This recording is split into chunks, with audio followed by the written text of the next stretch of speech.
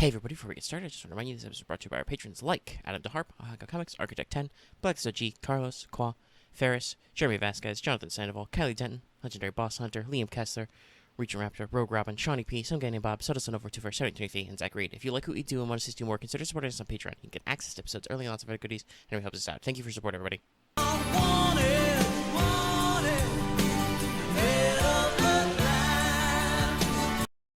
Hello everyone, and welcome back to Let's Talk FGO Wanted, the show where we let you know if you want to roll a 5-star.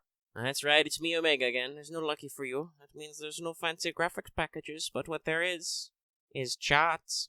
Yeah, I'm probably gonna pull up the chart and leave it on screen the entire time. Cause this one's gonna be shortish? Shorterly? I hope it's short. Anyway, before we talk about why this one might be short, let's do the whole rigmarole. Wanted, the show about 5 stars. We're talking about new alter ego, Kingprotea, who some of you may have already fought in a challenge quest type thing that happened. And if you haven't, this might give you some tips for it. So, KP, new alter ego, added for the CCC rerun. Very important. And we'll be talking about her in full. Though that might be a little difficult because of how tall she is. But before we do that, this is the part where I usually say that I divide Wanted into 4 parts. I talk about a character's real-life history or lore. I talk about their fate lore with a capital L. I talk about their mechanics, and I talk about their rarity.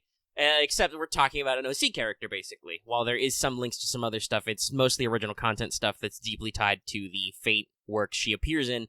So that real-life stuff's going to be very skinny and is almost assuredly going to have to be linked to weird specific Nasuverse stuff that happened in CCC. Ugh. So, yeah, that will probably make this video a little shorter and to the point, but we will try to give you the best at what we got, and jump into KP, as she's often called, Kingprotea. Part of that's a flower. I don't know which. Is it a? Actually, is there just a Kingprotea? Yeah, okay. So, as 2 words, Kingprotea is just a big ass flowering plant. Okay. By the way, it's the flower she has on her head in later Ascensions. Just heads up. That's the Kingprotea. All right, with a space, mind you. Yes, all the Sakura Five are named for flowers. I was just double checking if it was literally Kingprotea. Okay, let's not waste any more time that I haven't already wasted for you, and jump into this stuff. So, again, because she's an OC, we'll kind of do it the fate lore first, and then tie it around to some real life stuff. So, Kingprotea is a member of the Sakura Five. She's an alter ego created by BB in her attempts to be more perfect, because BB is a weird computer virus lady, and it's very interesting. They say that she's the lowest ranked, probably because KP has a very simple mindset. She's kind of got her whole I'm giant, but also I'm baby thing going on, which we'll explain in a second. But physically, she's one of the most imposing for obvious reasons. She's huge. I think her smallest height is like 5 meters tall. She's got one of the biggest sprites in FGO. She has to sit down. So, before we go into detail of the hows and whys, kind of semi-spoilers, I guess, for why she shows up in the CCC rerun, and maybe some, like, Foxtail stuff. But Kingprotea was originally supposed to show up in Fate Extra CCC, where somewhere I've got an episode where I explain that plot, and it's probably called literally Omega Explains CCC or something in the title. I don't know, we've done almost 200 episodes of this, guys. You can't expect me to remember where all of them were, but we did explain the plot at some point. And basically, KP, along with the other 2 members of the Sakura Five, other than Melt and Passionlit, were cut from the game for time and complexity. Obviously, with KP, you can kind of see the complexity, because she was supposed to have a whole, weird dungeon thing where she, like, smashes stuff and then you fight her at the end, because she's huge. So she was cut from that, but does have an appearance in the CCC Foxtail manga, which is basically the manga based around all the cut story stuff that wasn't actually in CCC, the game. Okay? Got it? Alright, cool. So, originally, Kingprotea was described as being created from basically all sorts and forms of Earth Mother goddesses, but we've also since then kind of rolled that back a little to specific, tripart components. So, yeah. The Earth Mother goddess that Kingprotea is closest to is Tiamat, which is important for FGO reasons. And also is why her 3rd Ascension looks kind of like how it does. But, yeah. Let's see. What would be the next best step here? Yeah, let's just talk about the part she's made of. And then we'll talk a little bit about her self-personality. So the Trifold components, I've mentioned Tiamat already, who kind of takes all of the forefront of the Earth Mother Goddess type things. She's also linked to Airavata, which comes up in her NP. We'll talk about that a little bit later, but that's the giant white elephant that carries the Hindu deity Indra. So if you've ever seen Indra riding on a white elephant, that's Airavata, who most things seems to be kind of like a weathery type deity. Like he makes clouds, he's connected to the water and the sky and the land, linking sky and even to the underworld kind of thing. But I don't know a lot more about that in particular. But that comes into play also with her NP stuff. So, it's also a huge elephant. It's big. It connects the earth and the sky and the underworld and the water. So that kind of plays into her form. And the last is Titania. This is one of those things where I'm not entirely sure where they're going with this. I can't find a good description of what they mean by Titania when they say that she's a component. She's just listed. Because Titania is the name of the Queen of the Fairies who appears in Shakespeare's Midsummer Night's Dream, and is borrowed for a lot of other such positions as the fairy queen of some sort, or a fairy queen, whatever. She's very popular, paired with Oberon and everything. However, Shakespeare just took that name from Ovid's Metamorphoses, where basically it was a appellation, it was an epithet for daughters of Titans. Titan's daughter kind of a thing. So, I don't actually know what fate means. Is it meant that she is linked to an actual fairy-type fairy queen? Because there are fairies, and there are powerful characters who are related to fairies, nature spirits. Was Titania, or did they mean Titania Titan, as in originally the daughter of a Titan, who, could eventually have become the fairy type? I don't know. There's a gap here, basically, in my understanding of what fate actually is like, meaning by one of her components is Titania, So, sadly, that's very ambiguous. This is what happens when you're cut for time and the game doesn't explore all your stuff, and then you're a cameo in the rerun. So, all the alter egos have their own special quirks. Kingprotea is described as the alter ego of being hungry for love. She wants to be loved. She wants to be a cute bride. She's quite friendly. She's looking for affection, but also because of her unique abilities, her special cheat powers that BB gave her, because BB is a cheater, is that she's basically constantly growing and then resetting herself, so she gets to be super freaking huge and then can punch stuff and destroy things. You got it? All right. So, we can talk more about kind of some of that stuff when we actually talk about her mechanics, which, quite frankly, at, almost 10 minutes in terms of raw recording, I see no reason not to jump to. As I said, unfortunately, because she's from a cut segment, the only thing I talk about is, hey, if you want to go know more about her, read Foxtail and play the little detour quests to see a little bit of her, and then maybe summon her when this banner comes out, which is about now, if you're watching this Wanted. Though, if you're a patron, you might be watching it early. But yeah, like her, like the only thing I can talk about is her cheatiness. She's got her huge scale, which is super self-modification. She expands constantly. She's got grow in the original work, which is basically much like how Melt steals experience points with her energy drain effects, her ability drain. KP is constantly generating experience points for herself. And BB attempted to control that with infantile regression, which actually plays into her primary skills. But we'll talk about that in a second. Let's talk about core stats. Let's actually fully move into mechanics, and I can kind of explain how that works in a lore sense, along with how it works in FGO, because they actually do a very decent job of giving Kingprotea as a unit a lore-related kit that also does very unique and special things without being bad. It only took them like 4 years. Hey. So Kingprotea is an alter ego. That means she has class advantage against foreigners and cavalry. Very important.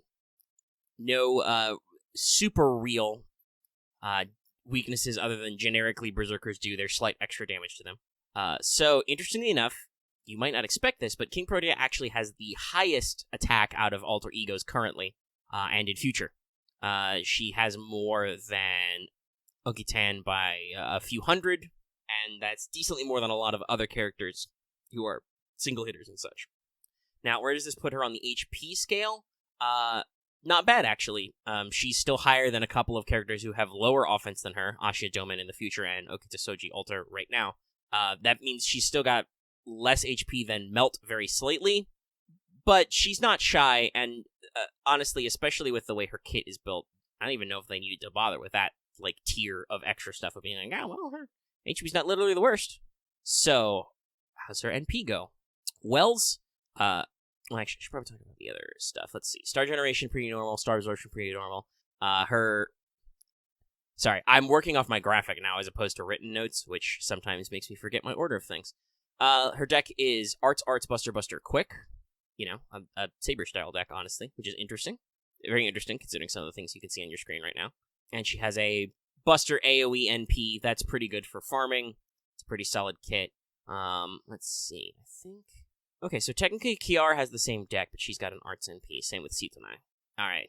And I would say that Kingprotea plays a lot different than Kiara, especially considering that she has only had one rank up, and I don't even know if that was needed. Anyway, her Buster hit counts are low, but she has a very strong extra if you do actually do Brave Chains, and her Arts and Quick cards have a average number of hits and an average NP gain. It's not super crazy good, but it's not really awful either. So this gives you some kind of flexibility when we look at her skills. As mentioned, her Noble Phantasm is Iravata King Size. This is a pretty typical attack AoE Buster. It deals damage to all enemies. Its overcharges increases your Buster performance for one turn by 20% default. And then if you have Unlimited Proliferation, which I don't actually know if that's what it's called translated or not.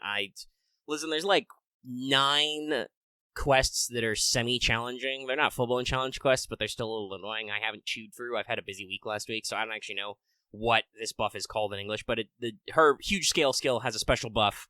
If you have that special buff when you proc her NP, she gets an extra 20% for 40% total. We'll talk a little bit more about how that kind of works into the interesting stratagem you can do with KP, but that's your overall effect, right? So she has a pretty standard Big Buster slaps, literally the killer head pat. Big Buster slaps as an NP. It has a pretty standard self-charge. You can do a Buster Brave Chain with NP BB chain, to milk that extra charge, and if you do actually have her special huge scale buff, you get even more damage. So, how do I get this huge scale buff? Well, this is her first skill. Huge scale. It applies the Unlimited Proliferation, or whatever it's called right now, status effect to her. Every turn for 10 turns, the stack procs, you gain max HP according to the skill's level. You can stack the proliferation effect up to 10 times. The stacks are held indefinitely unless removed by other means. So, this means that in its default form, by the way, it has a very long cooldown, 10 turns, every turn she gains 1 stack from 2k to 3k max HP added. So again, this is why I brought up the fact that I find it quite funny they didn't feel the need to hamper her HP total. No, it's quite good. At level 1 starting, after 1 turn, you will still leap to the top of the max HPs, because you'll go from a 13 to a 15, meaning that with just 1 turn of the max HP proc, KP has more HP than Kiara, max. You let it go for more turns, and it does more better. To a maximum of a astonishing, that we 30,000? Yeah, it's 10 turns if you actually go maxed out at 35. So at level 10, you can get 30,000? Gosh, sorry, I'm just wrapping my head around the idea of having 30,000 additional HP, so, nearly 45. So yeah, it's a lot of HP, but it takes a long time to do. It's mostly only good installing content. You're probably not going to be making games go on for 10. I'm sure some of you smooth brand zoomies out there have already clicked off the video. You no longer want to hear about this because that's not a Scotty loop in 3 turns. But the numbers are huge, and sometimes challenge quests do go on that long, so it's got some interesting stuff. However, obviously, the skill's a little dull. It only just gives you max HP for a very long time, so they spiced it up a little. In about a year from now, Seraph will be added to the main interlude format, and she'll get a new rank up to huge scale C+. So in addition to adding more HP, it now maxes out at 4,000 at level 10, meaning you get to add 40,000 HP. So she has over 50,000 if she's max HP. It also gives her 8% NP damage resistance per stack. if I'm reading this right. So that's pretty cool. And I believe this was intended because the game developers realized that while her HP totals are really, really cool, enemy damage output with NPs is dumb. Like, you just... The way damage stats work with NP and stuff for enemies is that if your opponent has a real NP, barring stuff like class disadvantage, which doesn't really exist for alter egos, it's only foreigners, you will still probably die if you were hit by, like, a single target NP. So, with her huge scale buff coming in about a year, like I said, she will actually gain NP damage resistance for these turns, which means that it makes it much more likely that an enemy won't go single target tank on her and just eat up all that crazy high HP you have. It's pretty good. Gives her some utility more for those stally type things. Now, the stratagems comes in when you get to her first ascension. Infantile Regression. Remember how I talked about this in the lore. She grows huge, but then BB slapped this skill on her to make her regress constantly, so she's growing and shrinking. So, number 1, when you activate this skill, all your skill cooldowns go by 1. You then shed all your stacks of unlimited proliferation, which cannot be prevented with cleanse resistance. They just go. But based on your NP, based on the number of proliferation stacks you're eating and the skill level of this skill, you gain NP gauge. At level 1, it starts at 10%. This means that if you have gone all 10 turns, you will gain 100% gauge. It maxes out at 20%, which means that if you go all 10 turns, you will gain 200% NP gauge. So, as you guys can see, this is kind of an interesting strategy with the way Ayurveda King Size works. Alright? And Kingprotea is one of those servants who very strongly benefits from multiple NPs. I don't usually tell people to go out of their way, but you can do some interesting, and probably very dumb, in the good way, strats, with having more NP levels, because you can actually get big overcharge out of her second skill here. So basically, the way I see it is there's 2 ways to do this. 1, and this obviously requires you to have at least 1 NP level, hopefully a couple more. But basically, you got KP, right? So you can slow boat your way to success if you have like a CE with starting charge, or you've got other battery type units. You can slap on huge scale, you can let her slowly build up charge normally. You proc it, no matter what your overcharge level is, you get 40% buster up. Her offense slaps pretty hard, especially when we see her third skill in a second. Alright? Pretty good. Alternatively, if you have the extra NP battery to gain, if you need to NP right the fuck now, you can pop Infantile Regression. You will eat all your stats, but remember, her buster bonus is based on overcharge. So, if you can get her to 300%, either through chaining or just raw charge gathering, remember, you can add up to 200% with her skill if you wait 10 turns, you can equal out and not need to worry about having the huge scale, so you can have these kinds of 2 modes, assuming you have enough NP copies of Kingprotea. I'm not advocating for you to go crazy with your wallet, but it does open up some additional alternate strategies you can do. You can also just play around with things like Demonic Bodhisattva and other things which build overcharge. And her final skill, I mentioned it a second ago, it's very simple. It's Monster Strength EX. It's got a basic 5-turn cooldown at minimum, like Infantile Regression, so that goes by pretty fast. And it's just a straight up 20 to 40% attack up for 3 turns. That's right, for 3 turns you can get up to 40% attack up. That's pretty baller. So, yeah. Slap this on your NP turn, and you have a very scary steroid. You're looking at something where you're probably, depending on what you're doing, you're looking at upwards of 40% attack up and 40-ish% buster up. You will slap pretty hard, which is good, because at this moment she doesn't have like an NP interlude, so her damage levels for her buster NP are at their lowest, but it's still a pretty good slap, and it's one of those skills that, yes, it only does one thing, but it does one thing really, really good. So you're going to slap pretty hard. And basically, this is a dirt simple skill. It offsets how complex her first 2 skills are. You can, when you want to slap, you monster strength. Everything else is just, for funsies. Passives, she's got a lot. Not listed here is High Servant EX, because that doesn't even have a freaking logo, and it does nothing. Maybe someday it will do something, but for now, it does nothing. What skills she does have, though, is she has Madness Enhancement A+, for bigger buster. That's right, yeah, she's got Madness Enhancement A+. We've got Independent Action B, so she has a little bit of crit extra energy. And it's pretty simple, it's just 8%. But, it's when you've got a servant who's semi-buster focused, that can be nice. She has EX Territory Creation, so like I said, her, NP gain and her hit counts are pretty average, but she does have an EX to spice that up, so she's not bad at generating NP on her own without using the battery effect of Infantile Regression. So you can actually do some of those strats I said with, overlapping. And then her last passive skill that matters is Core of the Goddess A. So she increases her base damage by 250. Pretty decent on a character who's already got crazy good damage output, and gives her a 25% debuff resistance, which is very good. There are definitely some debuffs I wouldn't want to stick on KP. So if you can avoid them, that would be good. All in all, she's a really interesting unit mechanically. Like, she can do some of the crazy highest things, like up to 200% battery, or gain up to, 40,000 max HP. Which, keeping in mind, the way that max HP works is that's also effectively healing per turn as well. Healing up to 4k heals per turn, right? Like, it's pretty nuts. I think the thing that offsets that is the fact that her offensive output is otherwise very normalized for an offensive unit. She just has 2 offensive buffs. They can stack pretty high, but she doesn't do any, piercing, any debuffs or anything. It's just, she will survive a lot of damage because of her healing and stuff. She can gain NP very rapidly and reset herself, and she can punch pretty hard. Got very powerful options for both farming and for challenge quest materials, so keep her in mind. For Ascensions, you're looking at pretty simple. You just need Saber and Rider statues. This is where I brought up the thing earlier with her deck style, because she uses Saber statues.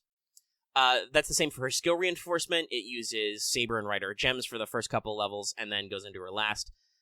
Depending on where you're at with other servants, that 8th level with cores and rings might be a little tough. But Spirit Root and Dragon Scales are both fairly common and have been in the game a while, so unless you are, recently extremely specifically tapped out, you should probably have a few on hand, or can wait a little bit to get them. They're not uncommon to see in stores and stuff. So, some final bits. Team comp stuff. KP's really interesting. She's an alter ego, so she fits into a lot of comps. That means you can put her with people. I think she obviously goes great with the Merlins. Merlin gives her a hard defense, just in case you haven't activated all your crazy high max HP buffs. Hero Creation gives her even more max HP, as well as emphasizing her buster damage, and gives her extra crit damage. Again, with a average star absorb and an inherent slight crit buff, you will actually do some damage if you hit on those. And of course, his Dreamlike Charisma would give her more attack and also more free charge.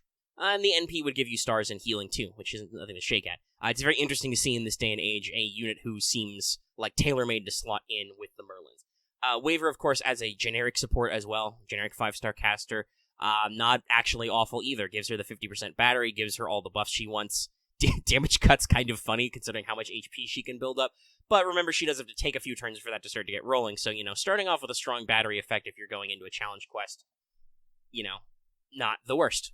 Other than that, I would say the units who need to be put with her are, like I said, probably mostly defensive or support. She is a damage outputter. You can obviously use her as an ad clear and long-term survival unit versus very, very rugged bosses. You may end up doing basically buster stall. I know that sounds kind of weird, but that is kind of how her kit is designed. You're cycling back and forth between big HP, big battery, big HP, big battery, big damage. Intersperse that in there somewhere. So you are probably going to want, like I said, those supportive casters. You will want defensive or generic casters in there. For instance, as a unit who just got a ludicrous buff, Hans isn't bad, for instance, for bronze casters. He gives the generic support in both his NP and his various skills. Human observation, generating stars per turn and stuff. Especially considering that KP's star generation inherently herself isn't super great. It's pretty average. And she doesn't only have the 1 quick card, and her buster hits are low. So, that's not a bad idea to go in there. I don't think she's really got the play for a lot of other non-buster or non-generic support units. If you're going ham, you could probably risk a Nightingale in here for heals and buster support and even more damage reduction, but the problem with that is that Berserkers are fragile, and then there's always the concern that since you're using KP as an alter ego, you may be fighting foreigners, which bringing Berserkers to is the one thing you don't want to... It's the one quest where you're actively shooting yourself in the foot. So I don't know about that, but also I don't have a Nightingale, so I don't have a lot of first-hand experience with that. Other than that, like I said, you can consider her as a primary damage dealer. She might need some support to do even more damage to let her take on bosses. Otherwise, use her as a wave-clearing unit who will tank a lot of hits for you, and you can let a more focused damage dealer do the work otherwise. CE choices, it's gotta be damage, baby. So, like I said, she doesn't have the worst NP gain, and you can amplify it with support casters, so consider your starting batteries, if you don't want to go crazy. Worst comes to worst, you can always pop that infantile regression early. So consider stuff like Golden Sumo, Aerial Drive for that Buster Suite, etc., etc. You know, if you want to make sure her NP really slaps, you could probably put Black Grail on her. She's got a lot of HP to spare. You can do some dumb stuff with that. So you can do your damage output. Actually, I should mention this in the... I brought up Nightingale for heals, but you can also probably use healing casters as well for support. Anyway, back to CEs. If you're not going to go with, like, pure damage output, I would say... Well, still go for pure damage output, but you can do some general stuff, like you could put... God, it's not Iron Will Training. What is it? What's the Super Kyrie CE? I don't remember. It's the one that gives you Iron Will Training's defense and then also gives you all the Black Keys effects. Quick Arts Buster. Consider that. Consider Stars Per Turn, because she's got a pretty self-contained kit. But you can also probably put that on your supports who aren't going to do anything crazy with damage anyway. Other than like a Black Grail, if you want to do pure damage output, you could probably go with Limited Zero Over. That could be funny. But your primary thing, like I said, is you're going to want to focus on just raw attack boost, raw boosts to Buster or NP damage, because her NP does, it's a Buster NP without an interlude, so its damage multipliers are low, even though she has a very high attack for her class range, and can make that stronger. You're still going to want extra bite if your enemies are very rugged, which they may be, because you may be taking KP2 challenge quests. Keep it in mind. And if that doesn't work, consider those, like, off-brand CEs that give you stuff like Pierce Invul, and Sure Hit, stuff like that, because she doesn't have any of that on her own. You may need other units to buff strip for her or apply them. Yeah, I think that's everything in terms of mechanics. Like I said, a really interesting unit whose lore connects back to her own game design, you know? She uses huge scale to grow really, really huge, and then it shrinks back down, and back and forth forever, all while doing big damage. Now, how common is she? I mean, actually, not the worst. So, obviously, she's going to show up in some future Lucky Bags. But, let's see, is that... Okay, hold on, I gotta double check. Is that meant to be the rotation, or is that the Lucky Bag? Obviously, she has her own summoning campaign coming up with the Seraph rerun. I need to do some research. Okay, no, that is the Lucky Bag. Alright. I was a little confused, because they listed Happy New Year 2020 on this list, and I'm like, wait, do you mean the New Year's Lucky Bag, or do you mean the actual New Year's rotation? It is the Lucky Bag. So she's pretty fairly resilient in those Lucky Bags. She'll have a lot of time to go for. But, other than that, I mean... This is a unit that's been out just barely 2 years. She does have another raid upcoming in the Seraph Main Interlude release next year. She hasn't had one yet in JP this year. It is still pretty early. I wouldn't be surprised if sometime in this year, though, she comes back for another round. In addition to, like I said, being available in a lot of Lucky Bags. Who knows? Maybe she'll be in the... They always like to tuck Melt into some of these, like, New Year's rando campaigns and stuff. Maybe they'll tuck her in at the end of this year. Something like that. Also, I want to verify, that is actually also in the Lucky Bag rotation for that. It's not in the core. Yeah, okay. Again, sometimes these are a little confusing. Alright, yeah. So, if you miss your chance this year, you've got another one next year. Now, admittedly, that's just before anniversary, or just after, depending on how our timeline works out. Whoops. Which may or may not mean you have quartz to burn. I don't know. But, keep it in mind. And again, will be a future subject of several Lucky Bags, being a limited alter ego. And, yeah, that's it. Hope for another raid up this year, I guess, if you want to keep things like clockwork. Listen, do a Kingprotea banner instead of a Gilgamesh banner. Do Kingprotea Fest. I don't know. Do a Tiamat banner and also throw Kingprotea on it as a joke. Alright, guys. I've talked your ears off about strategy and stuff, and I said this one was going to be short. Let's go ahead and get out of here. I think my pronunciation just there was awful. What's wrong with me? Anyway, if you like this video, be sure to give it a like. If you have any comments, leave in the comment section down below. Though, guys, I gotta be real. As much as I love engagement, maybe don't bother leaving comments about how you're not going to roll for her. I don't really know what that adds to the discussion. Like, I'm not going to respond to that comment. I don't know, if you got a really cool reason for not rolling for her, I guess. I don't know, go for it. Like, you're a free spirit, but that doesn't... It's just one of those weird things. People comment that all the time, and I'm like, okay, I appreciate the engagement, but why? Why, though? Hey, if you want future videos like this, though, be sure to subscribe to our channel if you haven't already, so you can get ongoing wanteds. Who is next? Is it Kama? Yeah, it's Kama. I don't remember if Lucky said he wanted to do Kama or not. I gotta double check with him. I think Kama might be too soon, because he's got to work on his R&D for future tech stuff. Anyway, I believe Kama is the next new SSR we'll be talking about. That will be loads of fun. So make sure you're subbed to get more of that and get more of our podcast, Let's Like FGO, every week. Talk about FGO. Even if you're already subscribed, make sure you hit that bell notification so you always know when we post a new video, because sometimes I have to post one in the middle of the night and stuff. So make sure your bell is on so you always get these videos right when they drop so they can be your good luck charm. I just realized I'm swiveling in my chair. That means my voice is probably moving. Did you like that? I did an audio-space thing. Anyway, that's basically it. You can join the channel memberships below to support us, get emotes, and get bad membership badges. I made them. I can say they're bad. They'll be better eventually. And you can also support us on Patreon, like it said at the front of the show. Consider supporting us that way. You could have gotten this video early. Quite a bit early, actually. Usually I post these several days before they should go live to guarantee that patrons get a first crack at watching them. All right. I'll get out of your hair now, guys. I've talked your ears off for quite a long time. I will see you guys in the next video. Goodbye, everybody.